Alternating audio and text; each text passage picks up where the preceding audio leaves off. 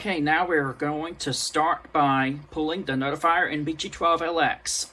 Headphone users, I recommend that you please turn down your volume. Here we go. In 3, 2, 1.